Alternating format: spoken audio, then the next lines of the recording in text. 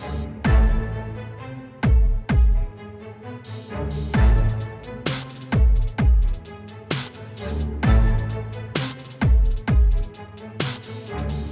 back to the Ravioli Theory, the podcast. I'm Terrell Wilson, your guide on this culinary journey. And I'm Matt Lucas, your co-host and his partner in bringing the Ravioli Theory to life. We're excited to have you with us for episode 3. Today's episode is all about aesthetics, how we take a beautiful space that we want and truly make it our own. Exactly. Winning this incredible space was just the first step. Now the real challenge begins. How do we transform it into the Ravioli Theory? We're diving into everything from the vibe and atmosphere to the design, color scheme, and more. We'll be sharing our thought process, the inspiration behind the choices, and how we're ensuring that every detail reflects the unique identity of the ravioli. Turning a space into a true representation of our brand and vision is no small task, but it's an exciting one. So join us as we explore how to create a dining environment that's not just beautiful, but also a true reflection of who we are. This is the Ravioli Theory, the podcast.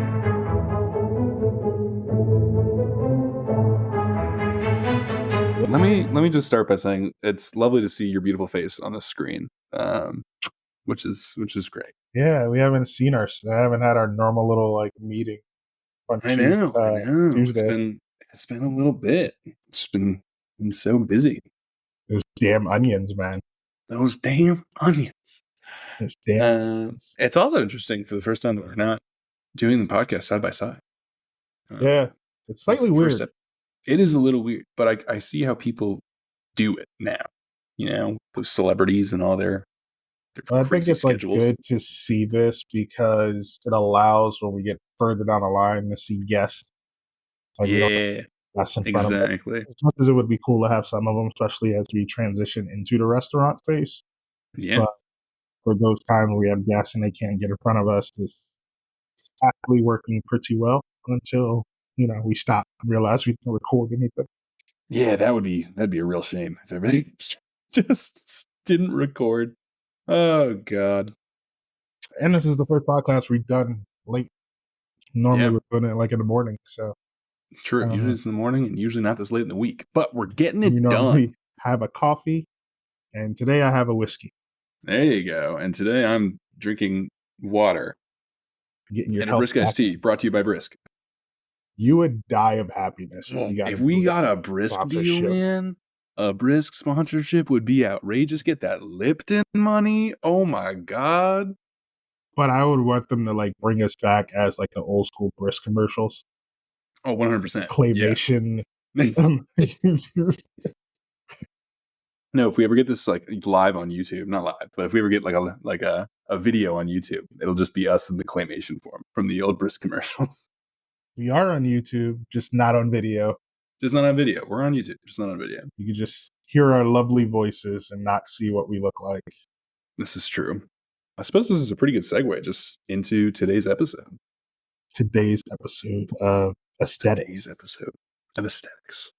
Talking about the Ravioli Theory and our hopes, our dreams, and our thoughts of what that space is going to look like in all aspects, vibe, atmosphere, all things, I guess. I don't know. This is such a front of the house topic. This is going to be something new. I know, coming from two guys who have spent the vast majority of their careers in the back of house. This is very much a front of house topic. But I think we narrowed down some great ideas.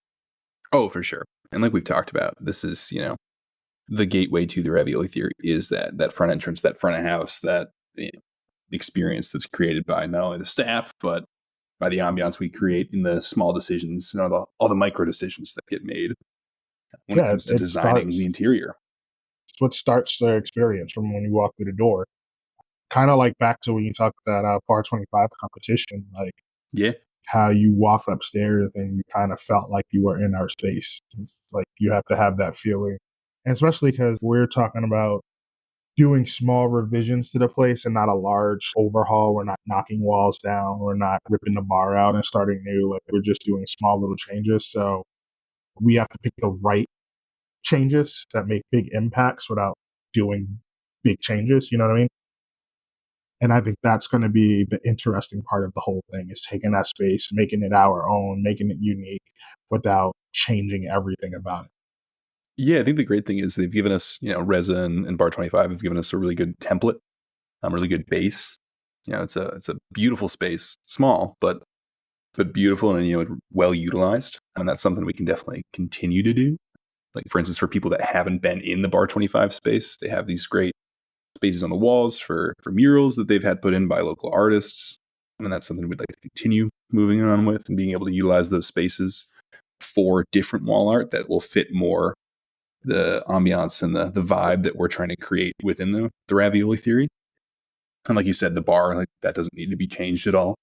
It's a beautiful bar. No, it's a beautiful bar space, and it's been well maintained, especially from the front of house standpoint. So that gives us just a really good base to start off with. Yeah, and I think art is a cool place for us to start, because that has been something that we talk a lot about. And just like in many, like that was like the first thing I think we really like nailed down, is visually what we wanted that to look like, the wall art, because it was a huge part of the space as is. Because you have that, but there's two big murals, and then they have little small ones around the space. So we knew we had to do something there that kind of spoke to it, but completely changed at the same time. And I know me and you have agreed that we wanted to get an artist in there, because there's plenty of avenues we looked at, wallpaper, just turning out the artwork we wanted. But we talked about it in the podcast before, that we had this idea of like street art being the main focal points of the art in the place. So, and once again, street art is totally different. It doesn't just like graffiti. It's not what we think of graffiti being in America, where you're like driving down the highway and you see some random name like Yo Boy 22 on the sign or something like that. And also like it's huge cultural influence when you go to every culture. And it's funny because I think you would love this, because you're a huge Star Wars guy. So I remember watching one of the extras on The Mandalorian, and they were talking to this artist who's a street artist, and he was like, they wanted him to do some stuff, and he was like, well, you know what you're missing? You're missing like street art. He was like, if you go to any culture, any country, there's like street art. So he came in, and if you watch The Mandalorian, like there's like graffiti on the walls and stuff, like that was all him. And it wasn't like just, once again, not writing names, but it was like, wartime pieces or peacetime pieces, or, when different people, different cultures go through things, art is always a way of expressing it, whether it's through visual art, audio art, through music, whatever the case may be. In our realm, food art. But it was like a huge episode or mini episode talking about how he went to like John Favreau and the rest of them. It's like, that's what you're missing, is the street art on the walls. The walls are plain, and they hired him.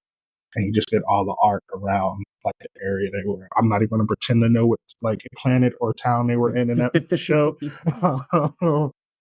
I'll let you say that, but he did all like the I have street art no idea what planet, but that's amazing. I'll probably just have to rewatch the whole thing and start paying attention to the background. Yeah, it was I like, wouldn't it even be was so watching cool, the full like scene. here, because that was like my thought process when we started talking about it. And I was like, I feel like street art would be such a great way, because once again, like culturally, it's a huge influence everywhere you go. No matter what country you go to, there's some form of street. And like having art pieces like we had at the show, like we're talking about putting into the place, I think it'd just be really cool to get someone in there, cans of spray paint, to actually draw those things to do it. And I know me and you have both brought up some different artists. There's an art group out of Worcester that I'm looking at. You said we might be able to keep it in the family, possibly. Yeah, maybe. Which would be pretty cool. We'll talk about her a little bit. Give a little background. Give her a shout out. For sure. It's actually my aunt, which is fantastic. We had a little conversation about it. I've actually yet to reach back out. So that is one of the things on my to-do list. But I do need to send her over just some of the artwork that we've used and that we had printed. For anyone that's been following us on Instagram or Facebook, we definitely have a bunch of the variations and styles of art posted up on there. So for anyone that hasn't, check those out. But definitely, she's been an artist for a long time. Really into just a very, very artsy person overall. She's definitely a very talented artist. She does a lot of work in like antiques right now, which is pretty awesome. I heard my mom spend a lot of time antiquing. She's so funny. I do need to get her on the phone though, because I told her I would send that over and I never did. So that's on my list. The local artist thing definitely is something I think you and I have both spoken about, that we're very passionate about keeping it local. And like you said, getting someone in there with spray paint and really getting it up on the wall. I just think like the local aspect is something that we've talked about on so many avenues. Yes. Because then I think that just falls back to who we are and what we are and like what we've been through, where local is just a big part of our like heart and what we do. Yeah. And pretty much every avenue of this business, we have talked some form of local aspect, from the food to the beverage program. Like we talked about bringing in a lot of local spirits, that's, you know, stuff that's made in the area, down to like the artists and stuff like that. You know what I find funny about that is that we're opening an international based cuisine and we're focusing a lot on local. So it's really like a funny. It's the approachability. The local is the approachability. It really is. You know what I mean? That's, you know, we can't get lost on that. You know, yes, we're international. Yes, we are talking about all these different flavors from around the world, but at the same time, it is like, it has to stick to that part of being approachable. And the local aspect, I think, keeps us grounded in what we do. For sure. It's not something that like, it keeps us in this world that we don't get too far away from ourselves. Because that can be a very dangerous thing. For sure. I think the other thing it does, especially for me, because this is something that I think you and I have talked about a lot, and when we talked about, you know, building up this restaurant specifically, and, you know, whatever our endeavors can lead us, you know, building the culture of the restaurant, and not only the culture, but building the community around the restaurant. So by staying like as local as we possibly can, we're building that community, whether it's with the local artists that we're using for our artwork on our walls, or whether it's the, like you said, the local spirits or the local food, connecting with local farmers, and really just building a community, you know, hopefully around Ayr specifically. And like you said, the Worcester area, and we can use local spirits like ones that are coming from Vermont and really New England as a whole.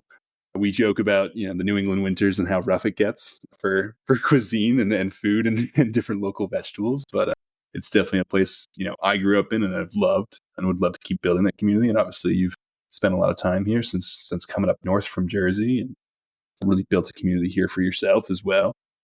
I think that's partially what we're trying to reflect in the restaurant as well. You know, a sense of the international street art and the culture, while also bringing together the community to kind of create something beautiful. And I will say, like, you know, this past week, I took a drive up to Ayr. Yeah.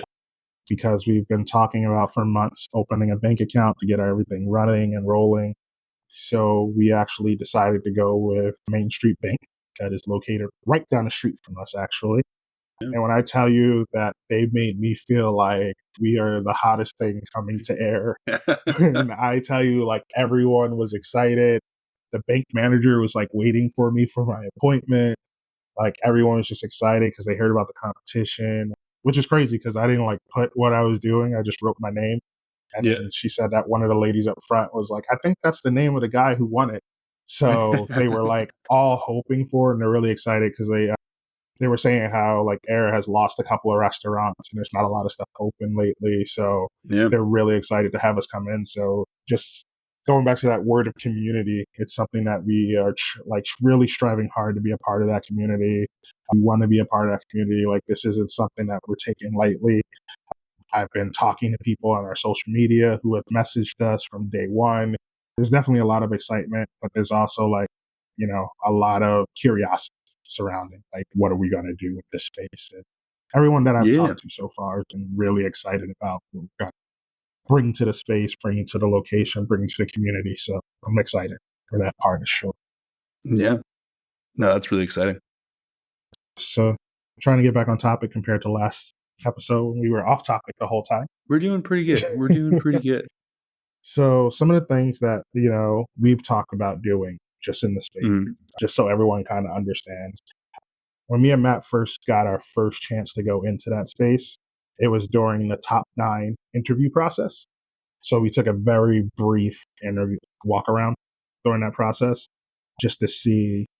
We saw like the kitchen and the bar, and that was pretty much it. It wasn't we didn't go too much deeper. Walk around. But then a couple of weeks, we actually got a chance to go in there because, you know, our hero, Sydney, again, got us in the building. Sydney's always there for our landlord. Got to meet our new landlord, Keith. Got to see in a full walkthrough of the space, which I don't know about you, but I am really happy to know that there are a lot more components to that space than what we originally had seen. Because I Oh know yeah, there it's was like, got we were like, it's there's no walk in, there's no this, but there are actually those things. It's downstairs. So we actually got to take a full walkthrough of the buildings. And yeah, there's about twice the space than you think there is when you first walk through the door, which yeah, is so definitely that was encouraging after doing a full walkthrough. a huge sigh of relief for us. But it was very big for like us to actually take that time. We did some measurements to figure out what the size of stuff are. And once again, like we sat there and we said the same thing. Like, there's not a lot of things we want to change. It's just making this space our own, taking what's there and kind of growing with the legacy of it. And realistically, that just comes down to a coat of paint. I don't sleep, so once again, I started looking at furniture and stuff. I started sending you over like chairs and tables and all that kind of stuff. But realistically, we might change some chairs, but that might not even be an opening day thing. That might be down Yep. the road. But realistically, what are we talking? We talked about changing the color scheme a little bit. Yep. The paint on the walls. I think the walls now are like a light brown. Mm-hmm. So we wanted to like lighten up the place is something that we continuously say, like we want to add more color. So that's what we're talking about. The artists coming in and doing, the paintings on the wall, bringing that bright, vibrant ravioli theory international color scheme. We talked about what paint colors that we were like. We started very, very far from where we are right now. This is true. Originally, if you see the logo for ravioli theory, it's three colors. There's the RT, which is like this teal aqua color. The background is dark blue, and then the ravioli theory is like this bone cream color. They're codes. I don't even like the color codes. They don't even have names. But originally we were talking about using that teal color for the paint For for the the walls. walls. And then we Yeah. got in there and was like, there's way more wall than we thought There's where that way would too be much wall for that. That so would be hard to obnoxious. look at. You just walk in and get smacked with light blue. You're like, what is this? Yeah, I think we'd have a lot of guests, hurrying themselves out from pain in their eyes, from staring Well, at and that as a that's background. another like cool aspect to bring up that you're talking about, like, hurrying guests out is so one of the things that I did when I was in school, I minored in psychology philosophy. One of the things we Mm, talked about in my psychology classes was how color affect appetite and how people sit and all this. So when you look at like the color scheme, you have to be careful of what colors you use. Like warm colors make you want to relax and stay. Bright colors mm, actually bring energetic. But sometimes energetic can be bad because energetic can mean like, I want to eat and run out the door. And mm. we're talking about, we're not fine dining, but we consider ourselves upscale casual, I would say. Yeah, You I don't agree want with that. people sitting down and expecting their food in 5 minutes and then running out the door in 15. Like we're Exactly. hoping to have like that still like that 1 hour to an hour and a half sitting from two top. You know what I mean? Yep. And when we looked at the like, if you go into like fast food, because fast food has huge marketing companies that take care of them and they plan for stuff. But like most fast food colors use the same colors. You see a Hmm. lot of orange, red, yellow. You know what I mean? Yep. And those are all colors that psychologically make you want to move faster. You know, Mm, that red's popping in McDonald's doesn't make you feel cozy, which is crazy because they're actually changing. Like if you look at the newer McDonald's, they're going to warmer colors, which makes you mm, want to sit there, which is like the opposite of what their brand is. But yeah. the colors actually do affect us mentally without us knowing it, where it's like it's a natural instinct when we see bright colors of certain, those reds, those oranges, those yellows, and that family, those kind of make us want to get up and get moving and, in and out the door kind of situations. And then when you look at fine dining restaurants, you see warmer colors. There's browns, dark blues, stuff like that, which gets you more relaxed and comfortable. And then, you have food suppressant colors like blue and purple, make you not want to eat things. That's why you never put Mm. food on a blue or purple plate. They say if you want to lose weight, you can put food on a blue and purple plate and it's supposed to help you not eat. But that's just, things that a lot of people don't think that you have to consider when you're opening a restaurant is like how much thought actually goes in the color scheme, which is something like we said, we've gone back and forth a few times on what that color scheme should be for that space for sure. Mm. So I think we kind of settled on some colors. I'm not gonna give it all away, but I think we kind of have a better understanding of where we're going with those colors, what we want those to look like, especially because we're talking about the street artists for like that's a whole wall to get painted by an artist, So there's sure. going to be a lot of bright colors in that. So you don't So want when it comes those to to be overshadowing. Yeah, and we can kind of be a little more reserved maybe with our color choices on the smaller sections of the walls because we have those larger murals, which is Absolutely a huge bonus for us. Yeah. Another part of the atmosphere, I would say that we've already talked about a little bit, is the lighting. Yep. And if you look at a lot of the videos from the original, like the Bar 25 in Air, or a lot of the photos, the first thing we always say is like it seems very dark in there. And that's on purpose. It's a lot of what their restaurant, like what the bar's theming was, being a speakeasy, you go for darker colors. But once again, we're trying to brighten up and liven it up a little bit, which can be done with dimmers because there are dimmers in the building. But I think, we've talked about changing certain light fixtures behind the bar to give it a little bit more pop and color scheme. I've actually found some stuff that I got to send you. So now that I talk about it on here, you'll be like, what the hell is that? But just some ideas of what we can do to kind of bring that place alive. Because, just from hearing from what Bar 25 did and things will run there, I think late night is going to be a big part of our business. Agreed. So yeah, a part of that is like, there's almost going to be like an atmosphere or a vibe change throughout the night because where you start and open is never where you finish when you close. Prime example, if you go into most restaurants, the lights get brighter as you're sitting there, as the lights outside get dimmer. So as the sun goes down, the lights inside go a little bit higher. So that way it doesn't seem like you're just sitting in a black restaurant. But with us, I think a big part of that also is just going to be whole vibe changes and whole atmosphere changes, not just the lights, but also like the music and like what is that going to be like? And, the music during the earlier parts of the day are going to seem different than the later parts of the day because it's a different crowd that might be coming in at that time. It's a different feel of what might be going on at that time. So it's definitely something that we definitely have focused a good amount of time in. I've actually been looking at music options for us because if you are not aware, when you're opening a restaurant, you can't just plug your phone in and play Spotify or Pandora or the Ravioli Theory podcast. You actually have to have rights to everything because, artist wants to get paid. So when you hear music in a restaurant, if you hear music in a store, in a mall, those all go through certain royalty companies, I guess there are. The big pay ones for the is like licensing. ASCAP and Sonos EMI, is the I other think, one, or something like that. But you have to pay for the rights to play artist music. If not, apparently you'll get sued. I don't know. I've worked at places where we've gotten those because I know that like the moment you advertise you're doing karaoke, you will get a letter in the mail, and they'll be like, so. I've been spending the past couple of weeks just looking at different companies for us to get music rights through. And it's very close to like using Spotify or Pandora. Pandora actually has their own programming for restaurants I've found and that stuff. a lot of these programs too, like have those things built in. So you're actually just Yeah. using, say, for Spotify, you're actually using Spotify just through whatever your provider is for the licensing. Yep. Which makes it a little Pandora bit easier does for a us, thankfully. business license. Spotify years ago was like, we're going to do business. And then it was like, yeah, screw that. We're not doing business. Somebody else can deal with that shit. They're like, we are doing plenty of business on the other side. We don't have to worry about the business side. Like you said, Sonos is like a huge company that everyone uses. Years ago, there was a company, they're still around. It's called Mood. Oh, really? I feel like we've talked about this before. They were part of Pandora, and now it's its own company now. So they're not even connected to Pandora because now Pandora has Pandora Business. But it was like literally 100. It was like Pandora that you could only use on a desktop.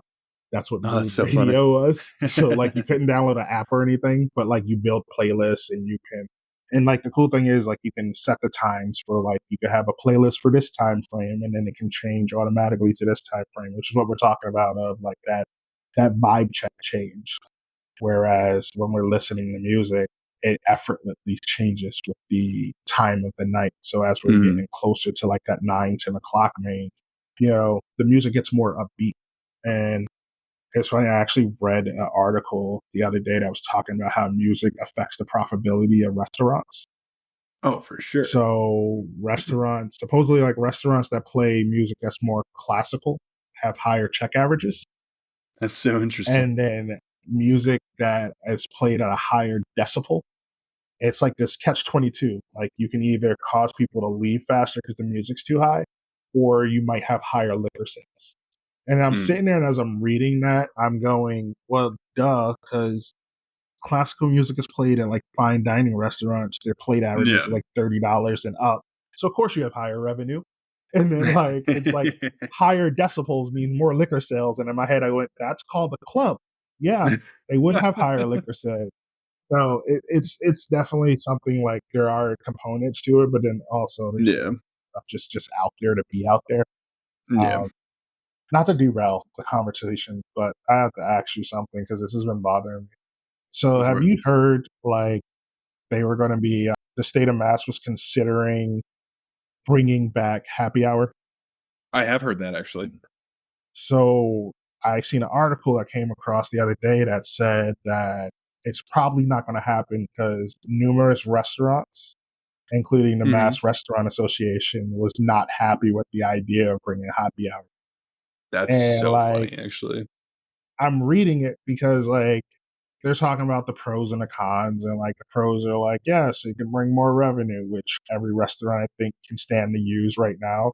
Then it became like the battle of like the big boys versus the small proprietor, where it's like, you know, the chain restaurants can have better deals and get better pricing than like the small businesses. And it's like, okay, I get that. But at the same time, they already have it. This could be your chance to kind of like, you know, get a little closer to it. Because realistically, if I am I'm going to use Fridays because they're not around, so hopefully they won't sue us. But like Fridays, for example, they were so big, like they're automatically getting better pricing. So they're outpricing you on a shot anyway. They're outpricing you on a beer anyway because they got so much purchasing power. So I was like, well, that'd just be like the same argument for food costs. You know what I mean? Whereas like, oh, I can't keep up with them because they get better, they're bigger. And it's like, yeah, they have more stores than you. So yes, their ground beef is cheaper, their dairy's cheaper because they're buying way more of it. So the profit margins equal itself out. And then like in the cons, one of them, and I'm only bringing this up because it was just like hysterical to me, was in the cons they go, well, if price drinks are half price, that means people are going to drink more and it can cause problems. And I'm going, alcohol itself can cause problems. That's why we go through a thing called tip training, which trains your bartenders and the owners and the managers on how to handle people and look for signs for when people are overly intoxicated or before they become overly intoxicated, cut them off. The amount of drinks that you can have does not change depending on if they're half price or full price. So like they can still have the same amount of drinks. Yeah, they're just spending less money. Just spending, but like they made it sound like because of happy hour, people are getting drunker. And I'm like, if this is like a 1970s like PSA, it's like, don't do drugs, you know, like Dare was It's funny you everywhere. say that because it's been a 40-year ban. So they haven't had happy hour since 84 in Massachusetts. It's like crazy. And like, I think it's like a New England thing because it was like that in Rhode Island too. When I worked in Rhode Island, like we can have happy hour. And when I used to work Yeah, for there's a few hotels, states that still ban it. so when I worked for hotels, the company I worked for was Hilton. And at Hilton, one of our brands was, I say our, like I'm still working there. See, the training's still there. But one of the Hilton brands was Embassy Suites. Embassy Suites was like the family orientated brand, but at the same time, it wasn't. So like if you look at a lot of their commercials now, they advertise the whole like we have 2-room suites, you know, and it's like which was like the biggest argument on like checkout day because everyone was like, I only had 1 room. And it's like, no, not 2 bedrooms. There's just 2 rooms. There's a living room and a bedroom. And it was like, oh, I thought it meant it's 2 bedrooms. And that would be like, no, that would be a 2-bedroom suite. You have a 2-room suite. It's totally different. But one of the things that they do is they have, it's not called a happy hour, but it's like from 4 to 6 or something like that. You get free, all you can eat like snacks. And then in most states, like if you're in Florida, it's free beverages, alcoholic or non-alcoholic, for 2 hours. And it's typically like beer, wine, and then they'll put out like a couple of light cocktails and like those carafe things. Yeah. But then when you get to certain states, like New Jersey, for example, we opened a new module of a hotel. It was a new version of the Embassy Suites. They weren't allowed to have more than 2 free drinks, which is like your whole brand is around this whole concept of like this 2-hour program. So then it's like people are coming there. So if you stayed with us in Florida and then you came to New Jersey, you're like, well, where's my third beer? And they're like, oh, you're going to get 2 free ones and then you have to pay. But then up here, there's none there's because nothing. you can't do it because there's no happy hour law. So you can't discount any. So making it free would be discounting it. So they can't, the Embassy Suites up here can't even do the cocktail hour or whatever I can't remember what it's called. But it's just like it's more of a like a not at all thing in New England than anywhere else in the country. I'm pretty sure like there's places out west that are probably like this. Well, like there's Midwest only, or something. See, Massachusetts, Alaska, Indiana, North Carolina, Oklahoma, Rhode Island, Utah, and Vermont. The Carolinas have some weird liquor laws too. Yeah. I think it actually is North Carolina where they're not even allowed to have 750s, which is like the average size bottle. Interesting. They have to use, it's either South Carolina or North Carolina, don't quote me, but I think it's probably North Carolina because they have, they don't let happy hours. So you have to have one of 2 things. You either have like, they have them in stadiums, but they're like the soda guns that measure the liquor, or they have to use nips, the 1 ounce bottles. That's so funny. So it's right. We talked about this because it's pre-measured. Yeah, it's all pre-measured. Yeah, it's all 1 ounce. So like, and it's like you imagine working a bar and everything is just small bottles, like everything, just twisting off the small bottles every time. just that's actually so funny. Oh, John like, would you hate must us. hate your life if there's like more than 2 things in each bottle. You'd be like, what the hell is this? Like, I'm not doing this. If there's 4 liquors in this cocktail, I'm not making it. We're 86. John would probably leave. John would leave immediately. He'd be like halfway through the night. He'd be like, no, I'm not doing this. John would be like, yep, I'm done. I will say that John has been emailing me. For everyone who doesn't know, John is someone we're going to introduce in the next couple of episodes, probably in episode 5 or 6. Yeah. John's part of our team. He's coming on to help with our bar. He will be working with us and working with our bar program. We both worked with him in the past. I've worked with him a lot longer. But Matt, it's not a competition. It's not a competition. All right. Listen, I am just saying it in the factor that I bring great people together. It's all I'm saying. Fine, I'll give you that. I'll give you that because you're saying that I am also great. Yeah. There you go. Because you're saying that I am also great, and I will take the compliment. You're part of that greatness. As you know, I am not good at doing that. So this should be a proud moment for everyone. But yeah, John would be like this. Yeah, fuck this. I'm out the door. Just oh yeah, he would drop. He'd be like, "No, this is it." So I love you guys, but I'm not doing this. But the funny thing is, John has been like sending me cocktail stuff because we've been working on the menu. He's been working on a beverage menu, and like some of the stuff is like so tediously prep wise. Where I'm like, John, your bartenders are gonna hate you. And he'd be like, oh, it's fine. It's just prep heavy. And I was like, yeah, I remember you complaining about prep at one point there, buddy. But I was like, whatever, as long as you like it, I love it. Just make sure I have bartenders.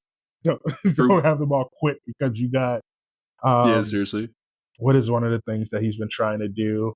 Almost every other cocktail has been clarification, where they take like it's this whole process where they take a cocktail and clarify it using dairy, so heavy cream and milk, and like then you like strain it, and then the cocktail goes in brown, it comes out clear. And he's been like, that and foams. And I'm like, John, I'm not even a bartender, and I would hate you for doing this. And he's like, no, it's not just fine. It's just prep. And I'm like, okay, buddy, whatever you say. But when we get him on the term, we got prep heavy. He can give us his ideals on his thought process on coming up with a beverage menu, which I think I did pretty well before John was part of the team. So you did great. It seemed like a bartender had written that menu. All right. You had your little cards, everything was great. Hey, we won. Look at it that way. We did. We won. But I think according to Reza, like a big part of that though was culinary approach to, because I didn't build any of those cocktails based off of like a bartender would. Like I was like the flavor profilers came out that day, buddy. The flavor profilers, Terrell Wilson. And I was just like, whatever I got to do. We need to get you a card. Flavors. We get you a card. Everybody Start cards. handing them out. No. But yours is specifically for the flavor profile list. I am not taking that title ever Just again. start handing it out to people. You ever need a flavor profile list? Give me a call. Send me an email. Put that on my email. Terrell Wilson flavor profile list. Yeah. Well, CSI. we've ventured extremely off topic at this point. It's fine though. It was flowing. It's flowing. It's flowing because this is what happens every time. We do a pretty good job in the beginning, and then we just like to talk about whatever we want. And truth be told, we need to leave a little bit to the imagination of our listeners, however many there are out there. Yeah, we don't want you to know what the place is going to look like. Exactly. I will say, exactly. Their key points are like you understand the color schemes that we're looking for. We're trying to brighten up the place. We're definitely talking about changing the lights, the music and what that looks like, which I feel like the music is the easiest part because international music is not hard to find. No, there's so much out there. I just don't want the music to be like strictly of one culture, which I think we did an awesome job during the event. Oh yeah, we had all credit to you on that one. You had built such an awesome playlist for that. It was very culturally influenced, but it was like from everywhere. It was mixed pretty well. And then there was also like some pop music thrown into there. So like you didn't feel like you were just sitting there hearing one strictly type of music. No, and it was very recognizable as well, like you said. Yeah, that approachability. That approachability on every avenue. You gotta hit that that's just your catchphrase now. The approachability. I feel like we have so many catchphrases. There's so many taglines for this. The hashtag game of the ravioli theory is so high up there because there are so many words. Oh, it's outrageous. It's so true. But yeah, it's just understanding. Like once again, we're not changing the entirety of the space. I say in the front of the house is the easiest amount of work that we have to do. We're probably doing more work in the back of the house, and it's not even fully the back of the house. It's just one area because we have to get that big piece of equipment done in the kitchen. Yes, we do. Working on raising and getting the funds for.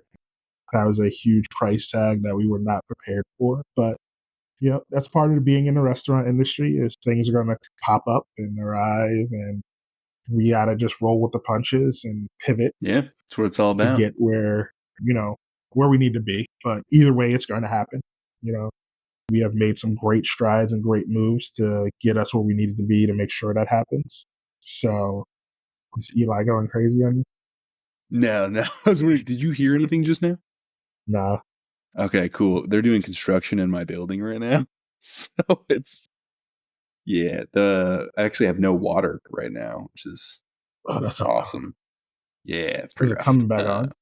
It's supposed to be on by 10, but I don't know. They also said they were going to turn it off at 6 p.m. and they turned it off at like 4:30 and didn't tell anyone until like 5. So, load of laundry in the middle of washing, just drenched right now. So it's still dirty. It's not, it's bad. So we thought we had just that little bit more time. Surprise! Surprise! Your sheets are still dirty. But I'm glad you can't hear that because they're definitely cutting something in half right now. It sounds horrible. Yeah. It's always like when me and Vina are like home on Mondays and we're like doing something. Like she'll be in the middle of a video chat with work. All of a sudden you just hear lawnmowers and blowers and you never hear anything. But every Monday when she's on a call, they just start blowing. It's the funniest thing ever. But yeah, the aesthetics, I feel like it is a very small piece, but it is a very big and impactful piece for what we're looking for. Sure. I mean, that's something, it's funny that this episode is the one we're working on because we even just talked about that was earlier today or yesterday. All my days run together at this point. But the aspect, I think it was today, doesn't matter. The aspect of the front of house, like we've talked about, not only just the ambiance that we're talking about today, but the overall training of the staff and as being a part of that experience and ambiance, the staff will be a part of that, which will also be a huge part of creating the ravioli theory as a whole. Yeah. Even down to like, we talk about uniforms, what those look like. We just got to make sure everything is on one wavelength, You can't have one part look a certain way and then which like that was one thing we went back and forth on. It's like, do we go t-shirts? Do we go button ups? Like Mm-hmm. We didn't want to. The only thing I We go think the both of us polos. have agreed on, as in fine dining ish, because once again, we're not fine dining, but the only thing we've ever talked about being on that level has been food and beverage. For sure. Everything else, and I will put service up there. Like, we want that high quality service. I'm not Yeah, saying our white steps glove of service, service.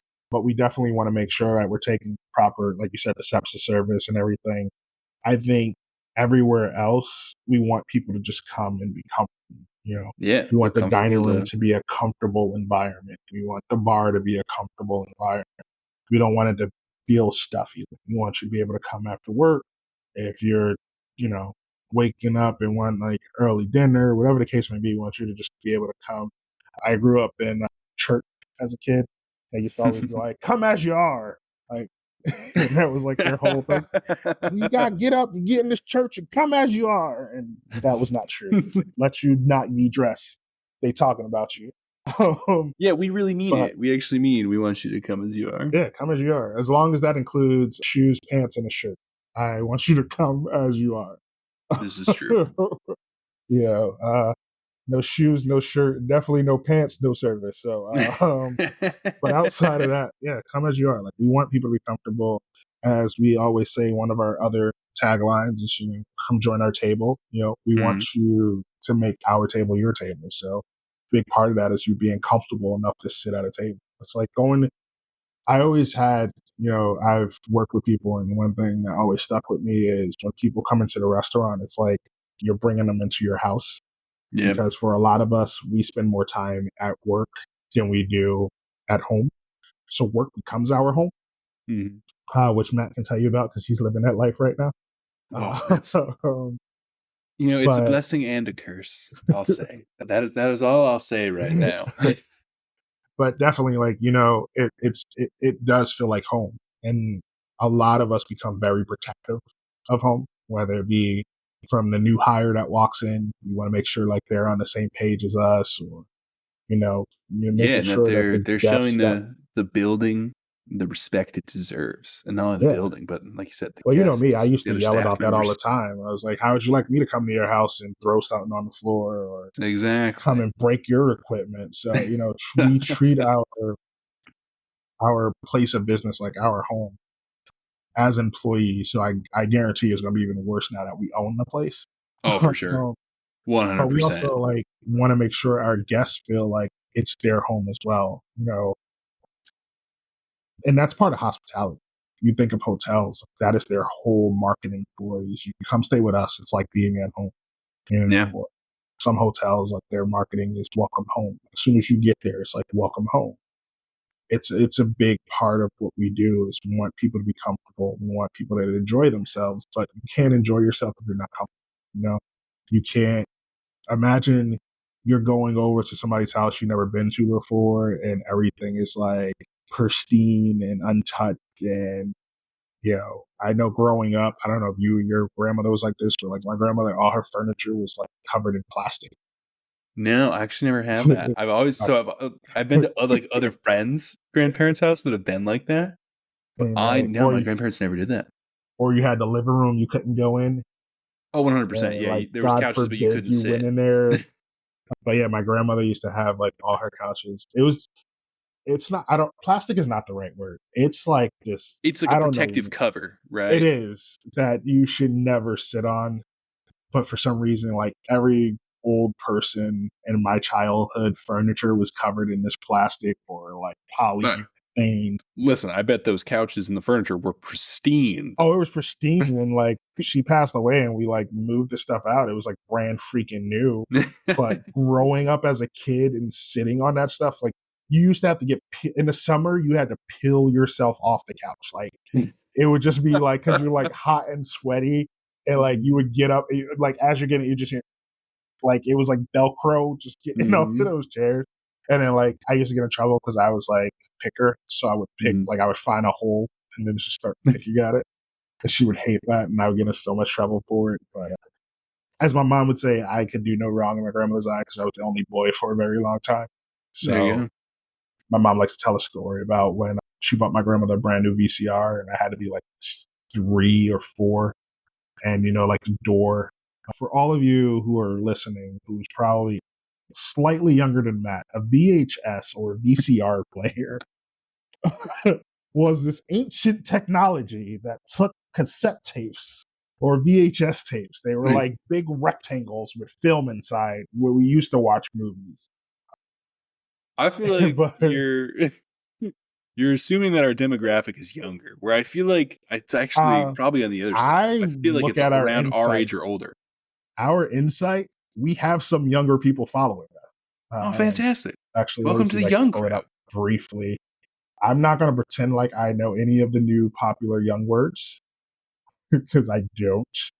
And all of my cousins are officially like adults now, so they don't speak it anymore. So I am not popular. Like I'm not hip. That's fine. I'm going to say it.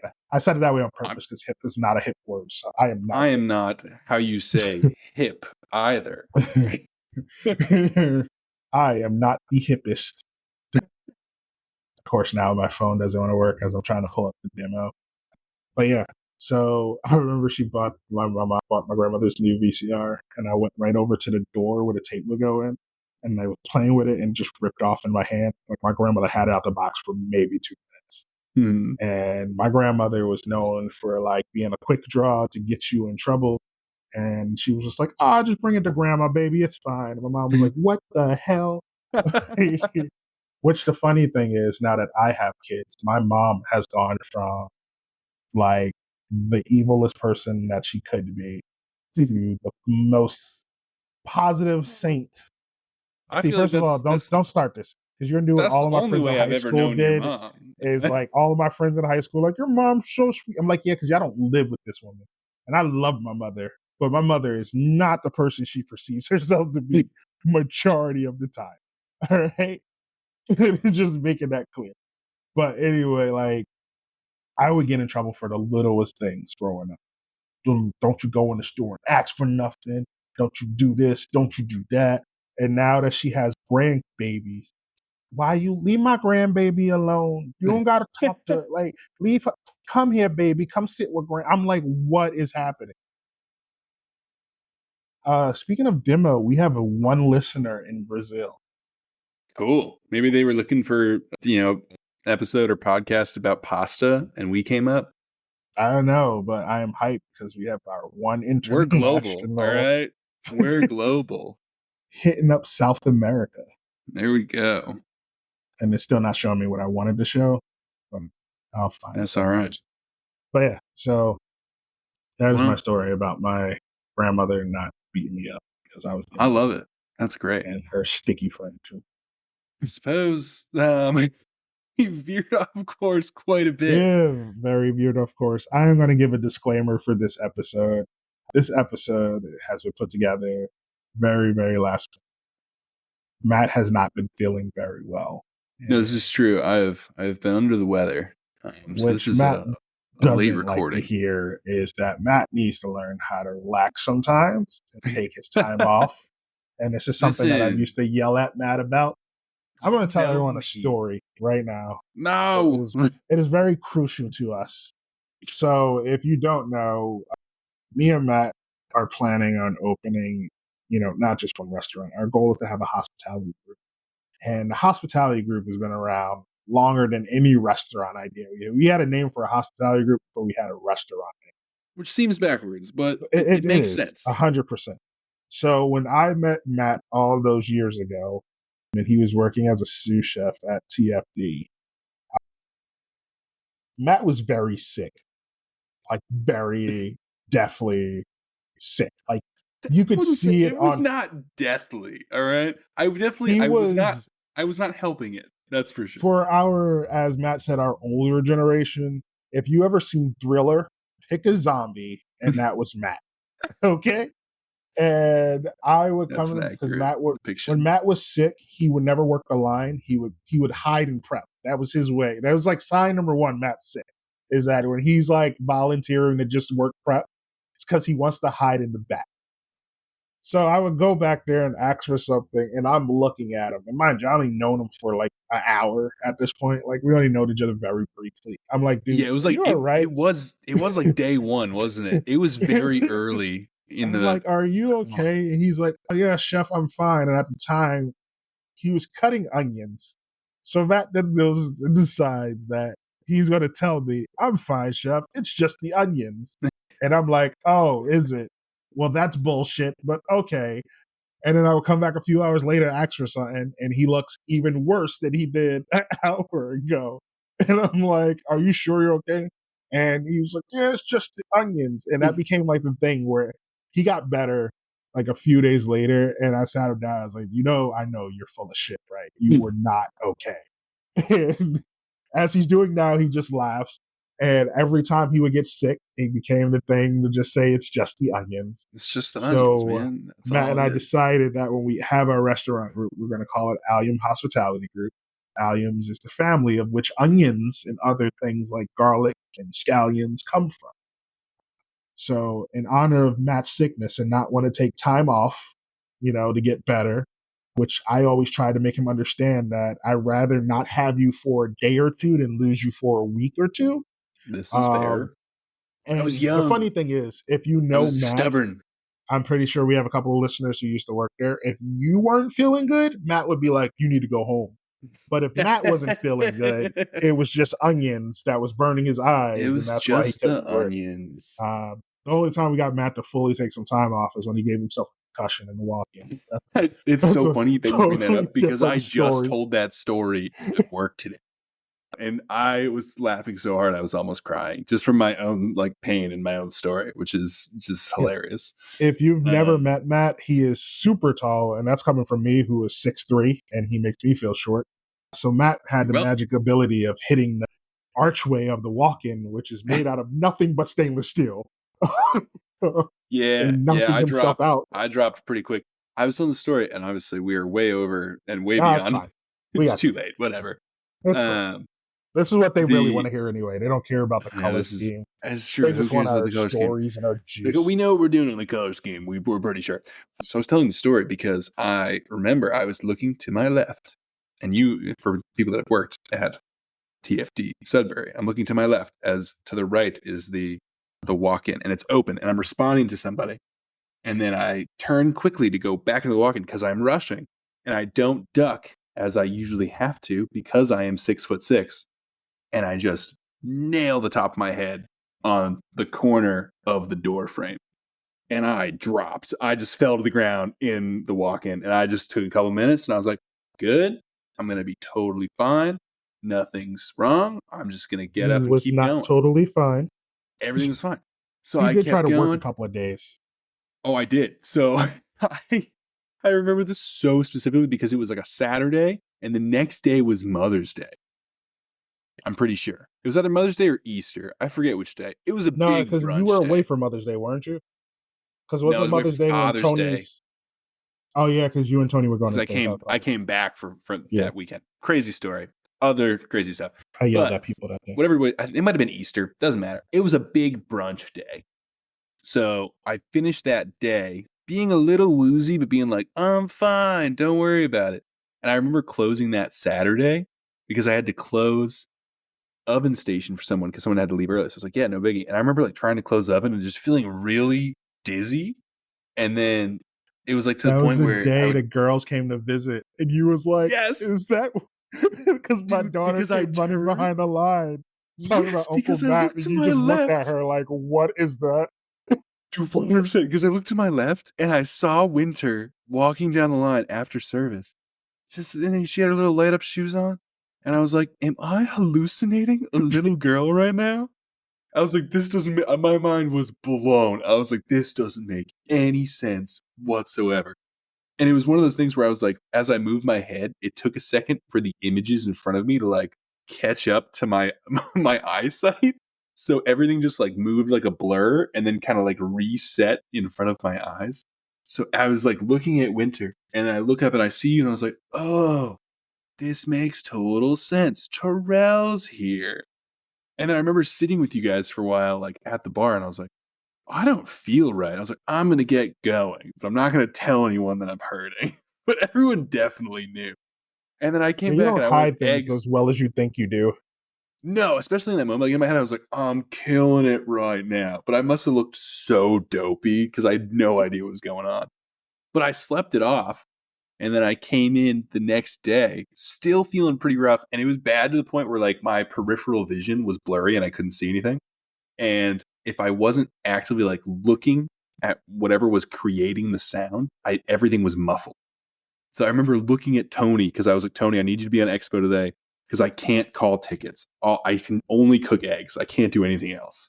So I worked eggs. And I remember looking at Tony and going, Tony, if I'm not looking at you, I can't hear you. All right. And Tony's like, all right, man, you sure you're okay? So I would keep working. And then everything's going like all right, I think. I can't totally remember, but Tony said I was doing fine and like keeping up. But And then at one it's point, like Tony's motor like, skills. Your yeah, I body had will like take the over. muscle memory. It was fine. But then Tony looked at me and he asked, he was like, Matt, do you have that omelet du jour for me? And I look at him and I go, takes me about 35 minutes to get home. And he looked at me and dude, fully concussed, no idea what he said. And I was like, takes me about 35 minutes to get home. And he looks at me and he goes, 1, no, it doesn't. 2, that's not what I asked. And I looked back and I was like, what? What are you talking about? So And then I was out for 9 days.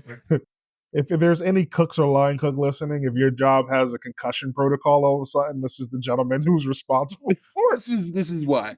But yeah, then I was out for 9 straight days because they put me in a concussion protocol. The other funny little story from that is that me and Sam, our GM, had to like file workman's comp and everything because it was an accident at on the same site. time, wasn't it? Yeah.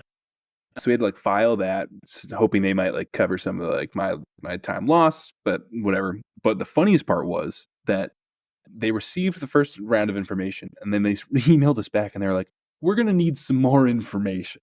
How on earth did this guy hit his head on the top of the door jamb? And so we had to take pictures of the height of with like a measuring tape, measuring from floor to the top of the walk-in, and then showing my height, and then a picture of me standing next to the walk-in to show that I was physically taller than the walk-in door jamb. Because they were like, no way this guy hit his head on the walk-in. What's funny is you're not the tallest person I've ever worked with in the kitchen. Dude, I feel so bad for whoever that is. Sladen, I think was his name. Yeah. He was a sous chef for us for a little bit when I worked in Providence. And he was so tall that he would hit his head on the hoods. I worked in a couple kitchens like that. So we had to buy like pool noodles and put the pool noodles on the fucking hood system. So if he did hit, it wasn't like take his fucking head off it. At least it was cushioned a little bit. Yeah. Because he would do every time he would turn around, he would bang his fucking head. Oh, I've done that. I've worked in so many kitchens where the hood was just that low because most kitchens they're in like basements or they're in like back rooms and, old mill buildings, wherever the restaurants end up being. So the hoods just come down so far because you only get like sometimes you're only in like 8-foot ceilings. And when you got 2 feet of hood, like it's, it's almost 6 feet. It's brutal. Yeah. I've never been tall enough to have those problems. I am glad that I stopped. You're very lucky. You're very lucky. I feel like 6'4" is that cutoff, Yeah. I ain't never had none of those problems, and I don't want none of those problems. River got tall enough to start hitting his head on some hoods. That's crazy. And River's someone else that I'm sure that we'll bring in down the road. We talked about him briefly on episode 1. We did. He was our helper. He did all worked in the kitchen with us on the event night, which was fantastic. We definitely could not have done it without him. It's like Matt's son. In a lot of ways, yeah. I really raised him, Nah, but he's doing awesome things. So he is. I think we have veered off more than we normally do. Oh, so far, episode. Yeah. I will say this. I feel like somehow all of this rambling we're doing is going to become an episode because I didn't think the last episode we did would come together. It's going to come together. It was It's going to need some editing. I've gotten a lot of messages. So I'm going to spend a lot of time in front of my computer getting all of this stuff edited. But it should be, it'll be fun. So once again, I want to thank everyone for, this podcast is just you guys hanging out with us, listening to two friends talk, tell stories. Yeah, I think we do a little bit of work. little bit. This is very realistic and true to how me and Matt worked together in our times of working together. It very was more sporadic, of just all us over the just place. chilling and hanging out and talking, and then some work did get done. And I think we got a lot of our work done. I think this episode is also maybe a sign of things to come for our coming episodes, where it might just be a little bit more loose. We're gonna hit the topics we're talking about, and we're gonna talk about a little bit of this and a little bit of that over there as well. We're gonna call this episode Concussion Protocol. Oh, that's a great name. We're 100% calling it that. Oh God, that's awesome. I had a name set for this episode, but I think should we put it in like parentheses? That's it. Should it be like the regular episode name, then parentheses it'll be like Concussion Protocol? Something, but something like that. We'll figure it out. We'll figure it out. But awesome. We promised you guys you would get the best of us, the worst of us, and everything in between. You would get to see everything behind the scenes, or at least listen to it. So this is how me and Matt work. We get things done. We talk about what we need to talk about briefly, fast, and to the point, and then we just start rambling about other stuff and joking and laughing. So we find our way along the way. Absolutely. So I think I'm going to say this is time for us to cut it. Get Matt to bed because he has work in the morning. Heck yeah. Because, he's still a great guy and still works a full-time job, even though he owns a restaurant. Love those guys. I will continue to do it until we are ready to make the switch over. It might be happening very soon, the way things have been happening. So maybe next episode we'll have a lot of information to share. So that is the hope. We might actually be recording from a different location again. That would be pretty exciting. So, well, until then, Jesus, I don't know. What do you say? You don't really have a goodbye slogan. No, we're not good at that yet. That's why we have the outro. And go.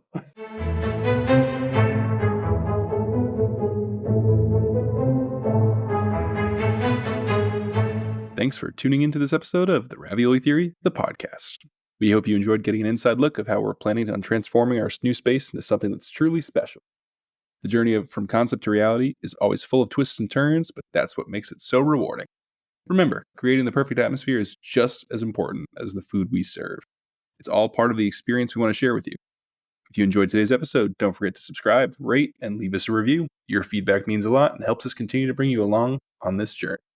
Follow us on Instagram and Facebook at The Ravioli Theory for more updates and behind-the-scenes content. And as always, thank you for listening. We'll see you next time on The Ravioli Theory, the podcast.